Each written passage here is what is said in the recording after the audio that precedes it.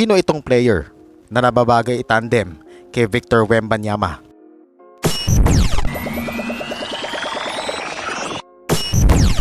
Napakaraming idea kung sino ang player na magandang ipares kay Victor Wembanyama. Aminin natin sa hindi, nagkulang talaga ang Spurs sa power forward position last season. Sa off-season, walang tigil ang mga sports analyst, NBA insider, sports journalist, maging ang mga fans na what if si ganyan, what if si ganito. Meron akong idea, ito'y akin lang naman. Walang masama kung mag-a-agree kayo o hindi, pero tingin ko mga ka-teammate, ang pinaka-perfect i-partner talaga kay Wembanyama ay ang future superstar ng Finland na si Mika Morinen. Sa mga nakakakilala sa kanya ay congrats, hindi ka naiiwan sa mundo ng basketball. Pero sa mga ngayon palang nakarinig at nakakita sa kanya, let me explain kung bakit siya fit sa San Antonio Spurs at kay Wemby.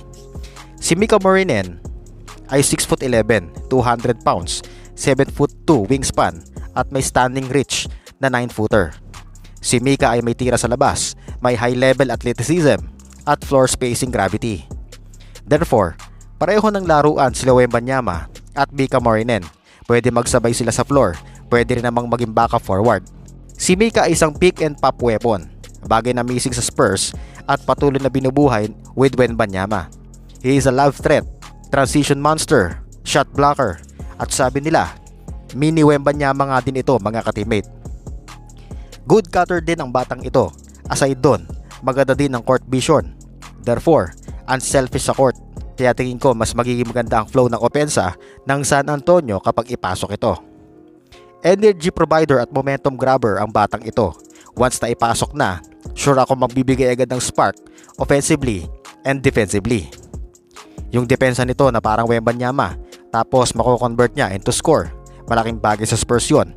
At tingin ko, yun ang missing piece nila, lalo na sa NBA Finals. Yun nga lang, may problema pa sa frame. Currently on the leaner side, around 220 pounds. Kita nyo naman, napayat pa si Morinen, which hinders his ability to battle in the paint, box out, and explode through heavy contact. Sa akin naman, kayang-kaya ng San Antonio Spurs management na pabigatin at palaparin ang batang ito. Kung sa Spurs papupunta si Morinen, may kalalagyang maganda ito at nakaka-excite yan mga ka-teammate. Kaso, ayon sa mga analyst, ay 2027 pa ito magpapadraft dahil sa kasalukuyang kontrata nito sa Partizan sa Serbia.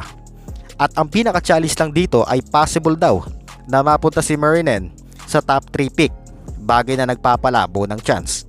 Pero sabi ko nga, once na maghimala ang kapalaran at pinush talaga ng Spurs ang batang ito, nananalig akong solve ang problema ng Spurs dito at may tendency na makapanalo ng multiple championship.